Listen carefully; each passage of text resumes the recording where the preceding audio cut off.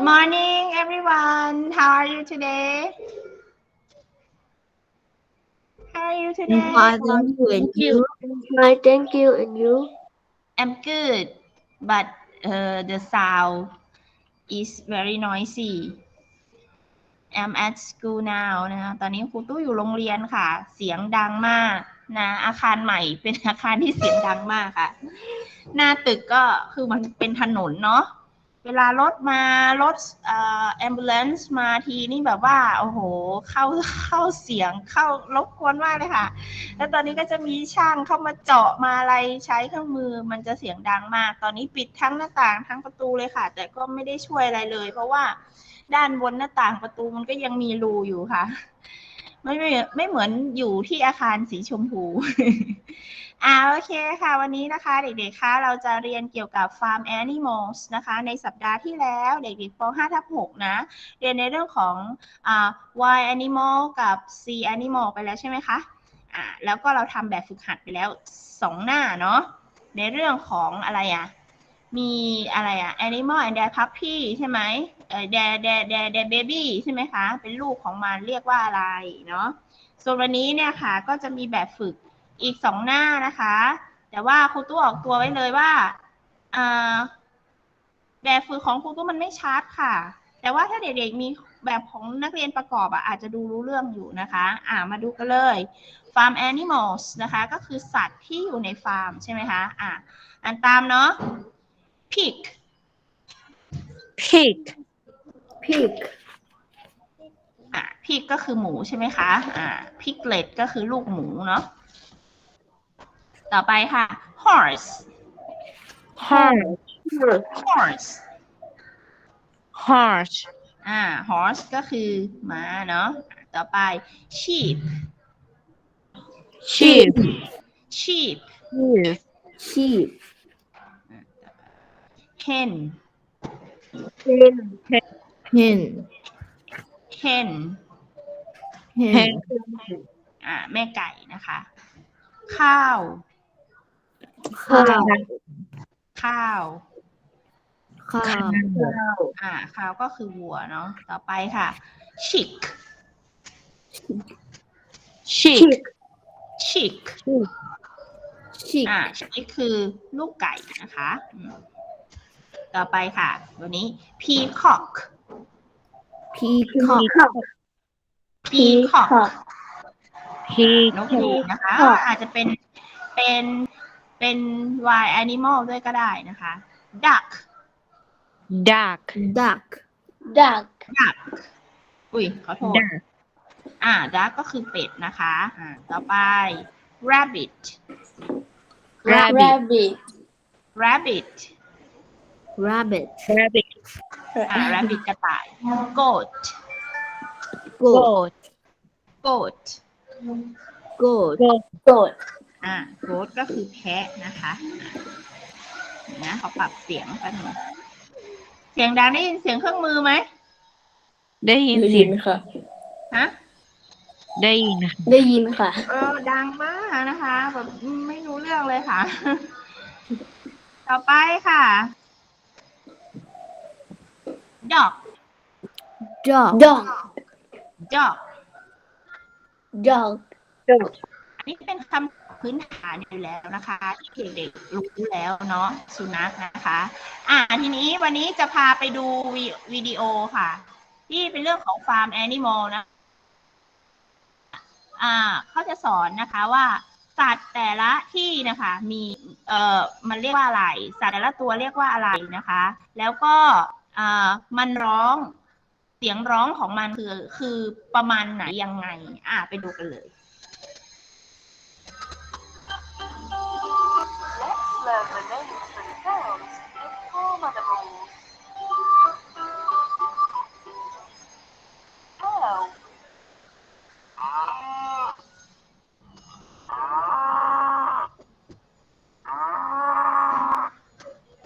Cow.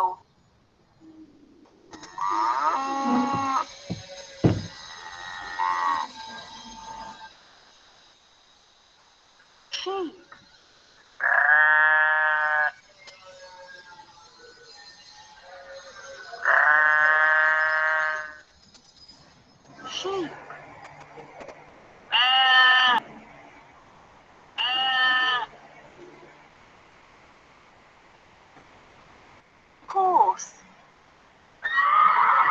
นนี้มีภาษาอย่างอื่นด้วยว่า horse เนี่ยภาษาอื่นเรียกว่าอะไรนะคะ horse,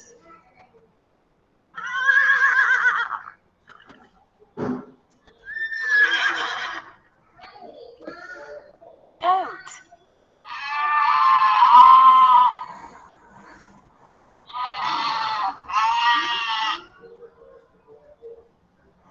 goat,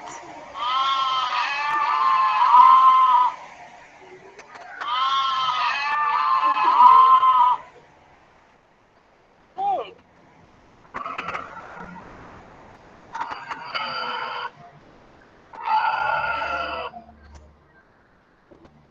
pig,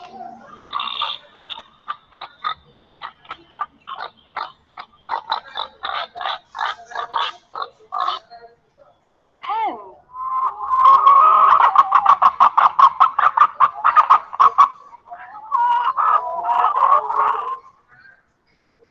hen,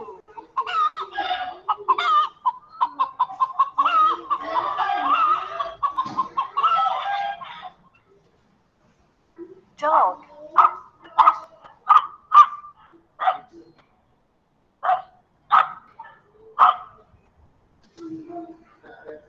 dog,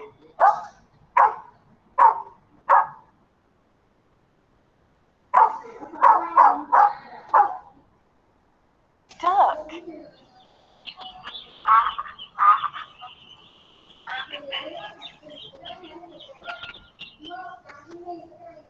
duck,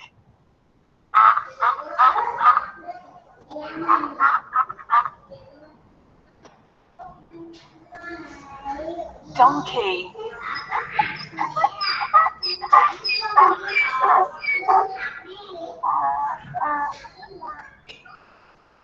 donkey,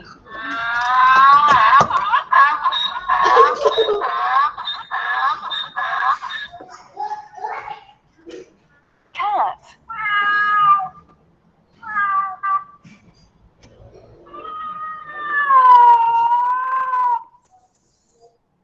cat,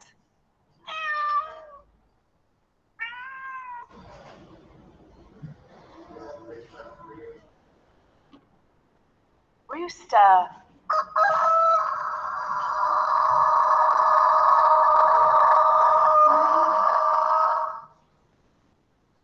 rooster,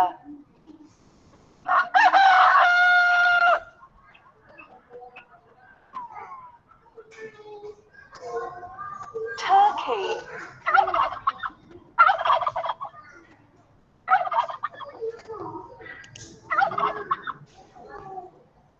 turkey,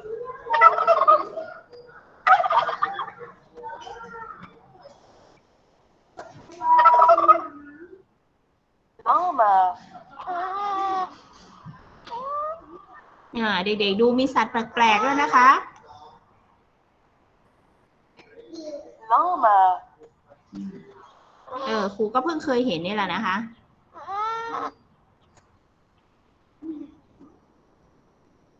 goose,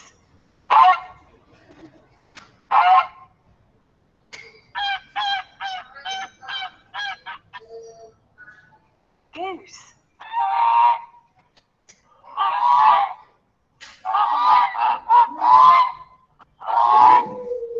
ออกเสียงตามไปด้วยนะคะเด็ก rabbit, ๆ Rabbit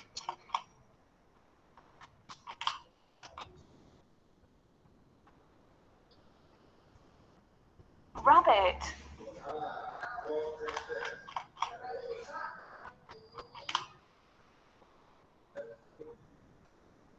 alpaca, Alpaca alpaca,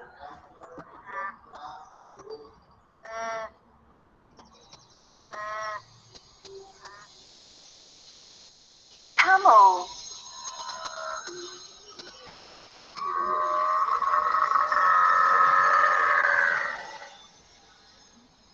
camel,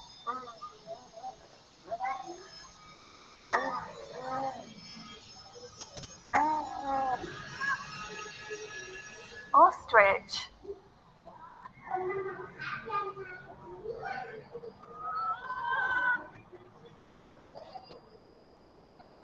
Ostrich.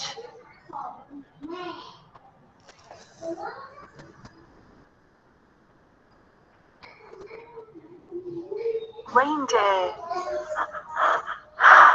ออกเสียงไปด้วยนะ ออกเสียงตามไปด้วย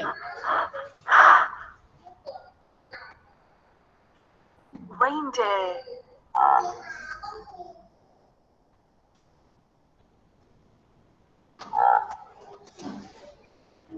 Guinea fowl.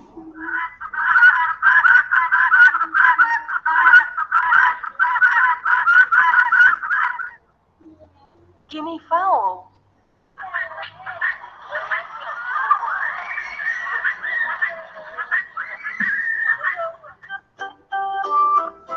Thank you for watching this video on Kidopedia. Don't forget to subscribe to our channel to watch more educational videos. ก็จบไปแล้วนะคะนี่เด็กๆได้เห็นฟาร์มแอนิมอลหลายอย่างเลยนะคะ ทีนี้เราใช้ประโยคนี้ค่ะ ถามนะคะว่าถ้าเราชอบสัตว์อะไรคุณชอบสัตว์อะไรถามว่า what animal do you like what animal do you like เด็กๆอ่านตามคุณครูค่ะ repeat after me please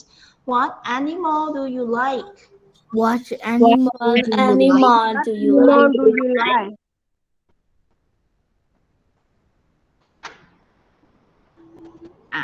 วิธีการตอบนะคะ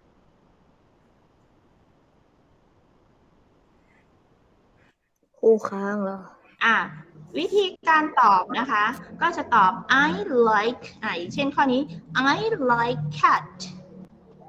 I like cat. I like cat. ชอบแมวเนาะ What animal do you like What animal do you like? I like rabbit I like rabbit. ต่อไป What animal do you like What animal do you like?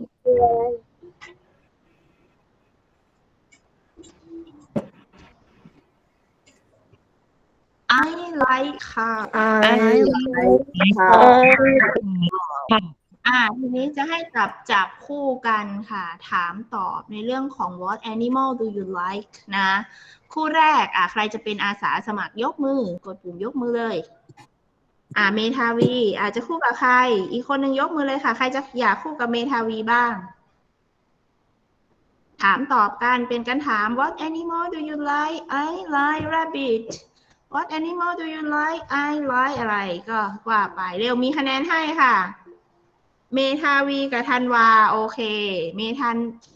าวีกับธันวานะคะโอเคเริ่มที่เมทาวีถามเนาะธันวาตอบเสร็จแล้วธันวาถามเมทาวีตอบนะคะโอเค let's start ค่ะ What animal do you like? I like dog. What animal do you like? I like cat. โอเค very good next pair ใครอยากจะเป็นคู่ถัดไปบ้างคะยกมือเลยค่ะกดปุ่มยกมือเลยเอาคนกล้า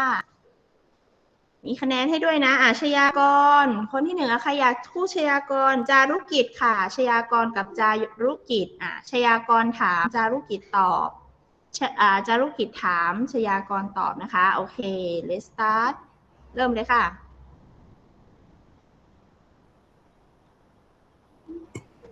What animal do you like? I like dog. What animal do you like? I like dog. โอเค you like dog too นะเหมือนกันชอบสุนัขเหมือนกันนะคะต่อไปเก่งมากเลยค่ะสุดยอดเลยต่อไปคู่ต่อไปค่ะพักจิราสุวรัตนากุลกับใครดีเอ่ยพยากรณ์เอามือออกก่อน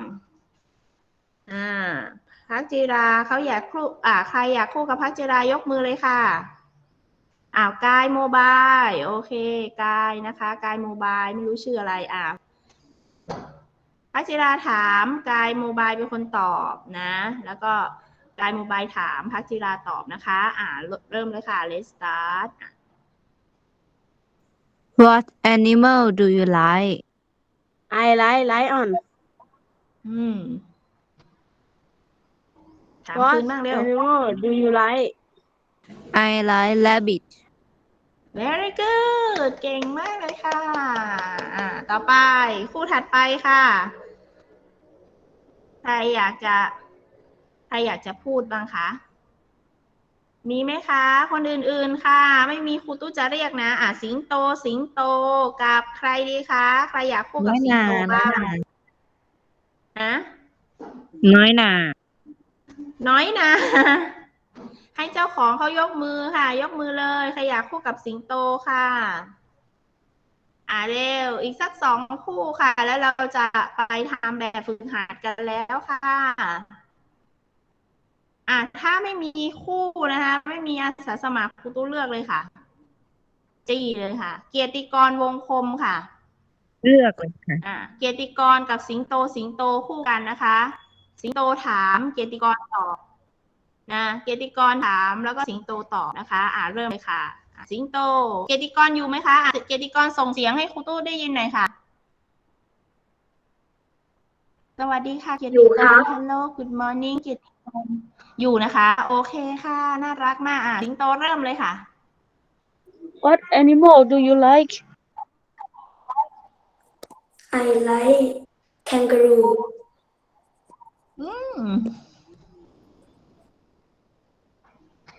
เกียรติกรถามคืนบ้างเร็ว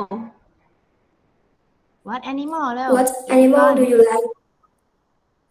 I เกียรติ like กรถามสิงโต hamster คืนบ้างค่ะ What animal do you like I like hamster I like hamster โอเค เก่งมาก โอเค เก่งมากเลยค่ะ very good the last คู่สุดท้ายนะคะเอาอมรวันค่ะ กับชนกนาฏอยู่ไหมคะอมรวันอยู่ไหมคะส่งเสียงให้ชนกนาฏอยู่ไหมคะอยู่แล้วโอเคอมรวันถามชนกนาฏตอบแล้วก็เปลี่ยนกันนะคะเชิญเลยค่ะ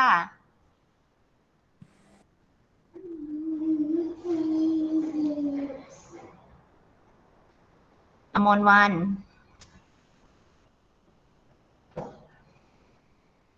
อยู่เปล่าอยู่ไหมชนกนาฏเขาอยู่ไหมลูกเมื่อกี้เขาส่งเสียงยังอยู่ค่ะหนูอยู่ค่ะชนกนาฏอยู่แล้วอมรวันอยู่ไหมคะเมื่อกี้เขาไม่ได้ส่งเสียงเหรอครูแสดงว่าครูงงไม่ใช่ไหมงั้นเป็นนันทภักดิ์ค่ะนันทภักดิ์สิริพงษ์กุลอยู่ไหมคะอยู่ค่ะนันทภักดิ์ถามชนกนาฏตอบนะคะเชิญเลยค่ะ What animal do you like I like cat ถามคืน What animal you like I like dog very good What animal do you like นะทีนี้ทุกคนถามครูตู้คืนบ้างค่ะว่า What animal do you like ถามพร้อมกันเลยนะคะครูตู้อยากตอบมากเลยค่ะ What animal do you like I like อะไรดีI like hippopotamus ครูชอบฮิปโปค่ะมันน่ารักดีค่ะเด็กๆขาฟันมันน่ารักมากเลยนะคะโอเคทีนี้ครูต้องถามคืนบ้างค่ะต่างคนต่างตอบเลยนะคะว่าแต่ละคนชอบอะไร What animal do you like I like I like rabbit เราก็จะ very good ดีมากนะคะแต่ละคนก็จะมีสัตว์ที่แต่ละคนชอบเนาะโอเคค่ะทีนี้ไปถึงแบบฝึกนะคะ2 หน้าด้วยกันนะคะหน้าที่4ก่อนที่จะไปทำแบบฝึกค่ะมีวิดีโอนะคะที่เป็นรูปของเป็นสัตว์นะแล้วก็เสียงของมันนะคะเขาให้เราเดาค่ะว่าเสียงสัตว์เสียงนี้เนี่ยมันคือตัวอะไรนะคะไปดูกันเลยค่ะ Farm animals sound quick. ให้เดานะคะว่าแต่ละตัวมันคืออะไรไปฟังกันเลยค่ะ What is it? Listen.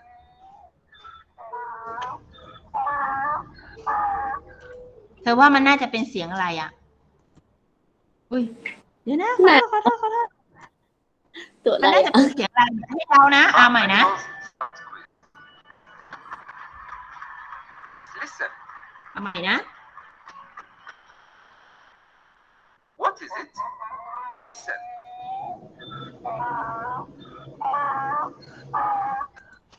น่าจะเป็นเสียงอะไรคะเนี่ย เสียงเนี่ย อีเลฟเฟนปะ หมา ไม่รู้ไม่รู้ เอาเป็นภาษาอังกฤษดิขอทีสิ นาค ดัก ดัก ขี้ ดัก คนก็ ดัก ดัก ดัก เดา อะไร นะ กันหนูไม่รู้อ่ะ ไปดูนะถูกไหม Yes, it's a donkey. เป็นลานะคะ Huh? Yeehaw. What is it? เสียงโคตรหัว Listen. ข้าว ข้าว ข้าว ข้าว What is it? แพทย์แคทแพทย์ Yes, it's a cat. A cat says, meow. เหมียวเหมียวเหมียว Listen. ดอก ดอก ดอกดอกดอกดอก A dog says, dog. woof, woof, woof. What is it? Listen. ชิคเก้นชิคเก้น Yes, ชิคเก้น chicken. Chicken. Chicken say, "Quack, quack." What is it? Listen.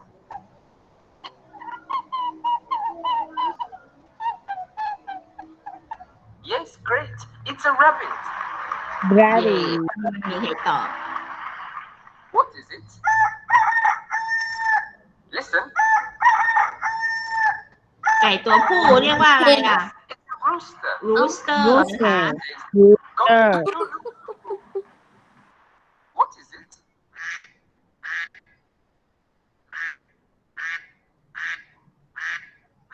Duck. Yes, Duck. it's a duck. A duck says, Duck. quack. What is it? Listen. แพทย์ชีพ Yes, it's a goat. โกดค่ะโกด โอ้ What is it? horse horse horse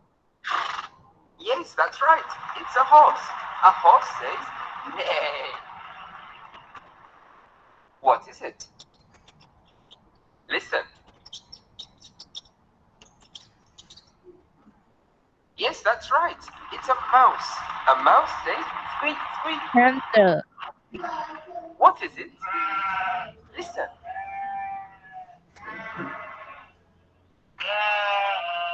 Yes, great. It's a sheep. A sheep says, "Baa." What is it? Listen. Yes, it's a frog. A frog says, ribbit, ribbit. What is it? Listen. It's a pig. อูด You're amazing. Wonderful. จบแล้วพอเดาได้อยู่นะคะ พวกเราก็เก่งกันมากเลยค่ะ ทีนี้วันนี้คุณครูต้องมีแบบฝึกหัดค่ะในหน้า 46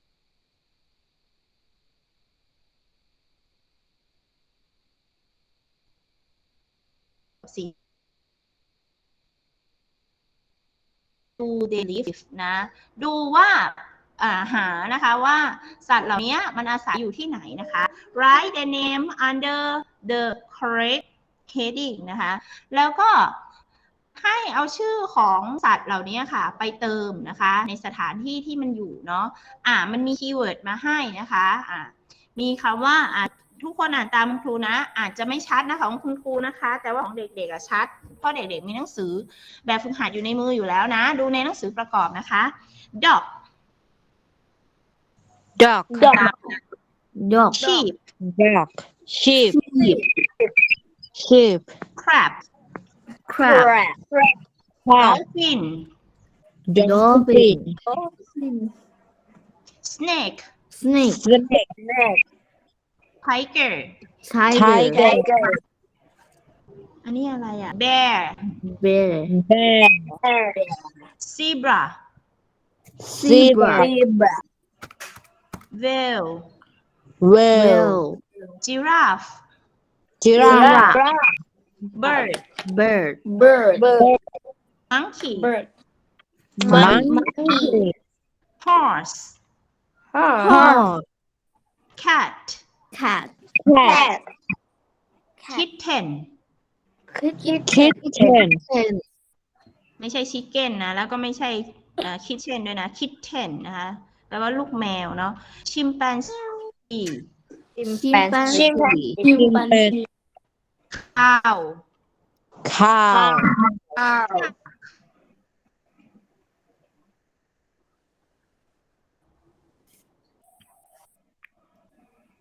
shark shark starfish starfish rabbit นี้สถานที่ที่มันอยู่เนาะก็มี in water นะคะในน้ำนะ on the farm ก็คืออยู่ในฟาร์มนะคะต่อไป house คืออยู่ในบ้านนะสุดท้าย in the wild แปลว่าอยู่ในไหน in the wild เราเรียนไปแล้ว ป่าค่ะ อยู่ในป่านะคะโอเค ตัวนักเรียนมีหน้าที่ตอบนะคะว่าแต่ละตัวอยู่ที่ไหนนะคะ อย่างเช่นครูบอกว่า dog เธอก็จะต้องเลือกสถานที่ที่มันอยู่ เช่น in the water on the farm in the house หรือ in the wild เธอต้องตอบแบบนี้นะคะโอเค ข้อที่หนึ่งค่ะ dog in the house in the house very good in the house ต่อไปเด็กๆไม่ต้องเขียนนะคะ เพราะว่าเดี๋ยวคุณครูตู้จะส่งแบบฝึกหัดเฉลยให้กับคุณครูแมวเดี๋ยวค่อยไปลอกเนาะต่อไป sheep in the farm in the farm ต่อไป crab ข้อ3 crab ปู crab in the wild in the water in the water ค่ะ crab แปลว่าปูไม่ใช่เหรอปูก็ต้องอยู่ในน้ำนะต่อไป dolphin in the water คุณครูอ่านมาแนวอย่างนี้นะ dolphin water ถูกต้องต่อไป in the wild in the wild in the wild ต่อไป tiger in the wild in the wild in the wild bear in the wild in the wild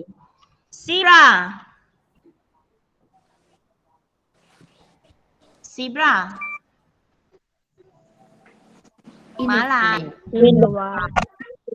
in the wild เหมือนกันนะคะ แต่ว่าป่าของเขาอาจจะไม่เหมือนป่าทางบ้านเราเนาะป่าของบ้านเรามันเป็นป่าดิบชื้นใช่ไหมคะแต่ป่าของประเทศอื่น เวล สวรรค์จากประเทศ เร็วข้อต่อไปข้อนี้เรา in the water in the water water ต่อไป giraffe in the wild in the wild in the wild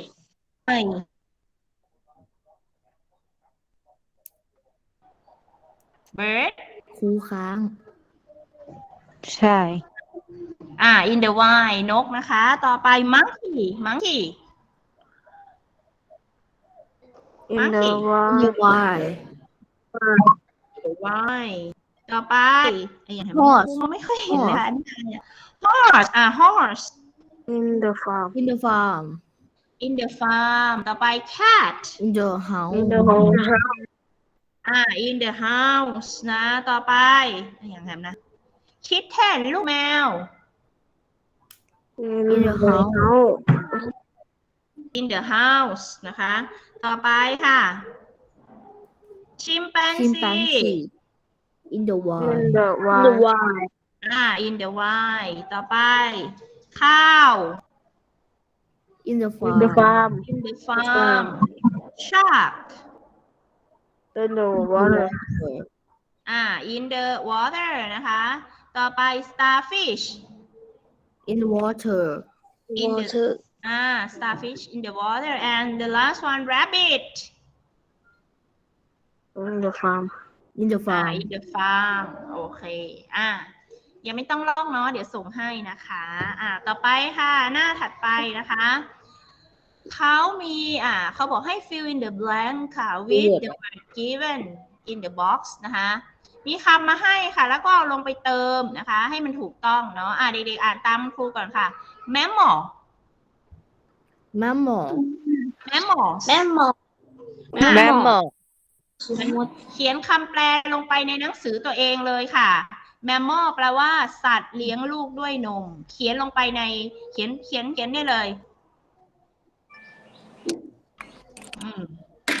สัตว์เลี้ยงลูก เขียนไปเลยว่าสัตว์เลี้ยงลูกด้วยนมนะคะต่อไปค่ะ nature nature nature หมายถึงธรรมชาตินะคะธรรมชาติ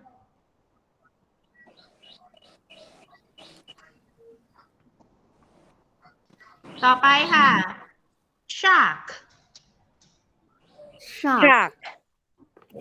แปลว่า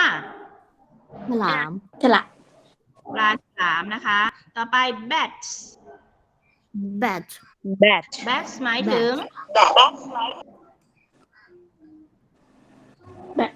ข้างคาว ค้างคาวนะ ต่อไป meat eaten สัตว์กินเนื้อเหรอคะ สัตว์กินเนื้อถูกต้องสัตว์กินเนื้อ ต่อไปค่ะ babies baby หมายถึง baby เด็ก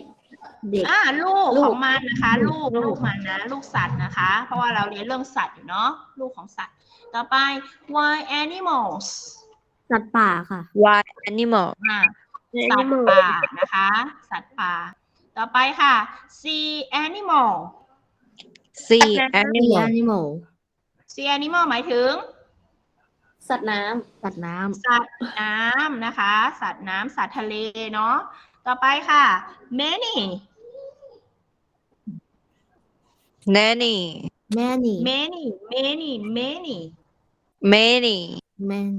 ปลว่าจำนวนมากนะคะ many นะต่อไปข้อสุดท้าย leaves ในที่นี้หมายถึงใบไม้ค่ะใบไม้ข้อหนึ่งค่ะ lion are สิงโตเป็น ำสัตว์ป่า อะไรคะเอาคำว่าอะไรมาเติมดีสัตว์ป่ามันน่าจะเป็นสัตว์อะไรดูสิlion สัตว์มีเนื้อ eaten นะเป็นสัตว์กินเนื้อนะคะต่อไปข้อที่สองค่ะ there are kind of animal หมายถึงว่ามีสัตว์ชนิดมันหลายชนิดน่าจะเติมคำว่าอะไรคะ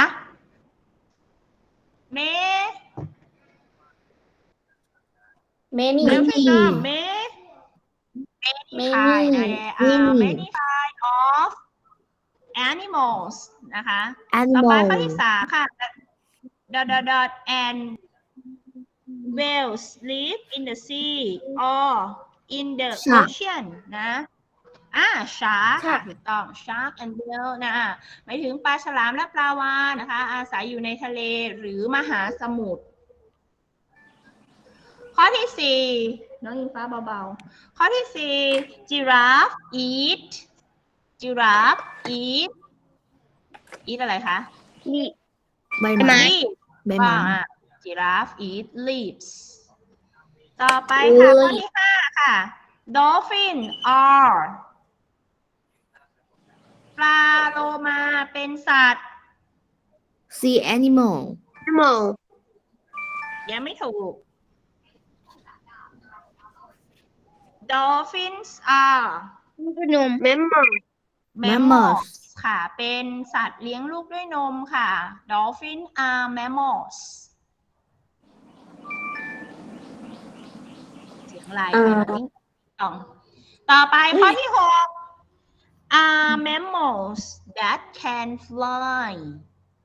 มันเป็นสัตว์เลี้ยงลูกด้วยนมที่บินได้ bat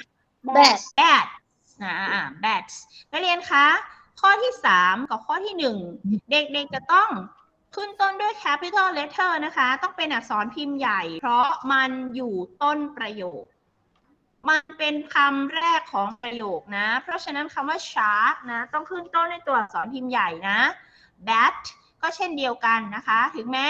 ในคีย์เวิร์ดเขาจะให้เป็นตัวอักษรพิมพ์เล็กมา แต่พอมันเข้าไปอยู่ในประโยคเราจะต้องเข้าใจโดยอัตโนมัติเลยนะคะว่าเมื่อมันไปนำหน้าสิ่งอื่นแล้วนะคะ มันจะต้องเป็นตัวอักษรพิมพ์ใหญ่เสมอนะคะ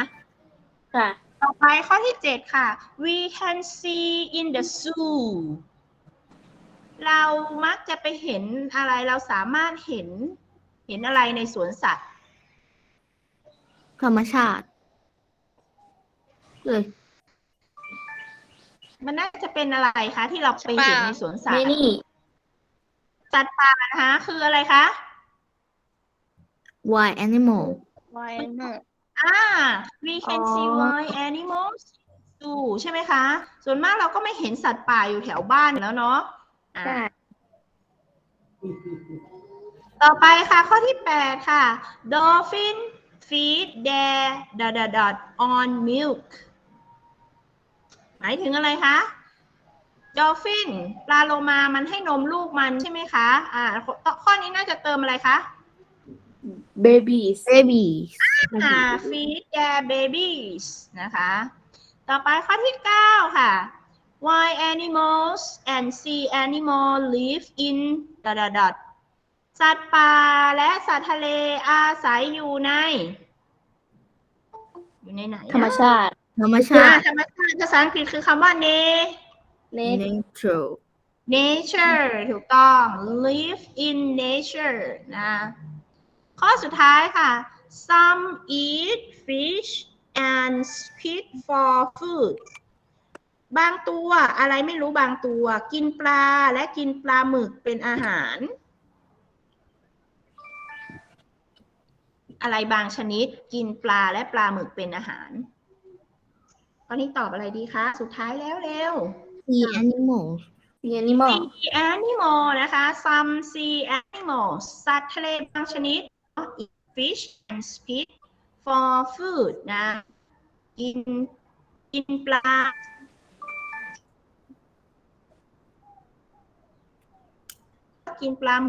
อาหารนะคะ